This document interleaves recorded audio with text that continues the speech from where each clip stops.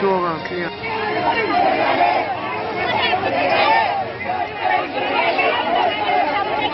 కోరిక మేరకు మనందరి ఇష్టం మేరకు ఈ పోలింగ్ ఈ కౌంటింగ్ ఈ జనాలు వెంకటరమణ గారు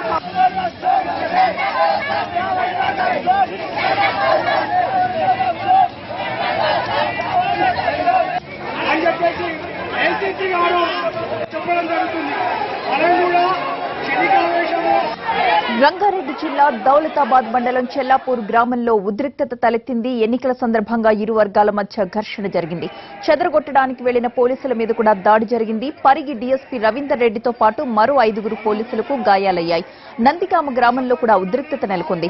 రీకౌంటింగ్ చేయాలనే డిమాండ్తో ఒక వ్యక్తి వాటర్ ట్యాంక్ ఎక్కి ఆత్మహత్యకు ప్రయత్నించాడు. అతనికి మద్దతుగా గుమిగూడిన ఆందోళనకారుల్ని పోలీసులు చెదరగొట్టారు.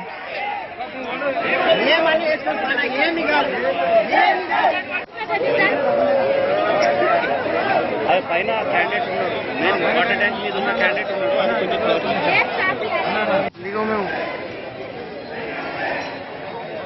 वो इश्यू होगा क्लियर।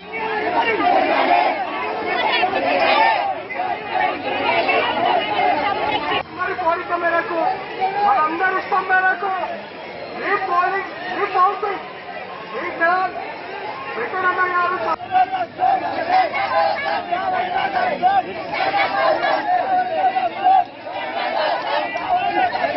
ఇరు వర్గాల మధ్య జరిగిన ఘర్షణకు సంబంధించిన మరిన్ని అప్డేట్స్ మా ప్రతినిధి రమేష్ వైట్ల ఫోన్ లైన్ లో అందించడానికి సిద్ధంగా ఉన్నారు.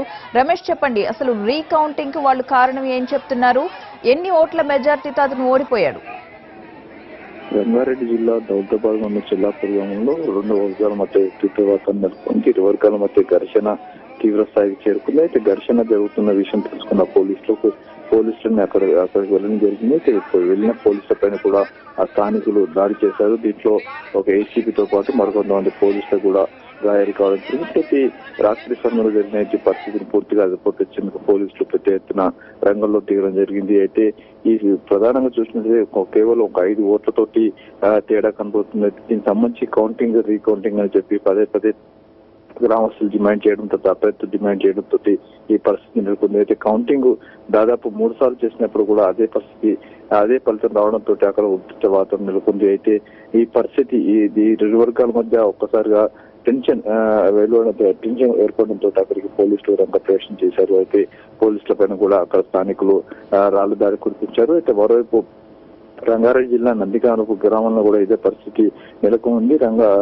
రీకౌంటింగ్ జరపాలంటూ స్వయంగా ఎన్నికల్లో పోటీ చేసిన వ్యక్తి వాటర్ ట్యాంక్ ఎక్కి అతను ఆందోళన చేయడం జరిగింది. అయితే ఇక్కడ కూడా ఆందోళనకారులు చేరకొడుతున్న సమయంలో కూడా ఇక్కడ పైన కూడా పోలీసుల పైన కూడా అటు ఆందోళనకారులు రాళ్లు దాడి చేశారు. దీంతో కూడా కొంతమంది పోలీసులకు గాయాలు కావడం జరిగింది. 2 దగ్గర కూడా పరిస్థితి ప్రస్తుతానికి సాధారణ స్థితి తెచ్చేందుకు కూడా తాము తీవ్ర స్థాయిలో ప్రయత్నాలు చేస్తున్నామని చెప్పి కూడా అధికారులు చెప్తున్నారు.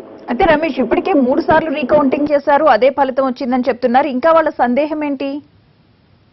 దీంట్లో ప్రధానంగా చూసినట్లయితే ఎక్కడో పొరపాటు ఉంది, లేకుంటే ఎక్కడో ఏదో తేడా ఉంది. కాబట్టి ఈ తేడాను గుర్తించేందుకు తమకు కూడా అంటే కౌంటింగ్ సంబంధించి కౌంటింగ్ అధికారులతో తమ అభ్యర్థంగా స్వయంగా కౌంటింగ్ జరిపించేందుకు అవకాశం ఇవ్వాలని చెప్పి ప్రధానంగా వాళ్ళ ప్రధానమైన డిమాండ్. దీంట్లో ఎక్కడ కూడా కౌంటింగ్ అధికారులు ఆ తర్వాత మిగతా ఏదైతే వేరే జిల్లా చూసిన అధికారులు వీళ్ళందరూ సమక్షంలో ప్రస్తుతానికి కౌంటింగ్ జరుగుతూనే ఉంది. అయితే ఈ కౌంటింగ్ లో తమకున్న అభ్యంతరాలని ఏదైతే కౌంటింగ్ అధికారుల ముందు అభ్యర్థులు పెట్టడం జరిగింది, దాన్ని నివేదిక చేస్తూ అటు 3 సార్లు కూడా కౌంటింగ్ చేయడం జరిగింది. అయినప్పుడు కూడా ఈ ఫలితం తమ వైపు లేకపోవడంతో అటు అభ్యర్థులు ఈ విపక్షాల వాళ్ళు కూడా ఆందోళన తీస్తున్నారు. అయితే ఎవరైతే ఓడిపోయారో వాళ్ళ తరఫున ఉన్న స్థానికులు పెద్ద ఎత్తున ఆందోళన చేయడంతో పరిస్థితి నెలకొందని చెప్పి చెప్పుకోవచ్చు. Thank you Ramesh.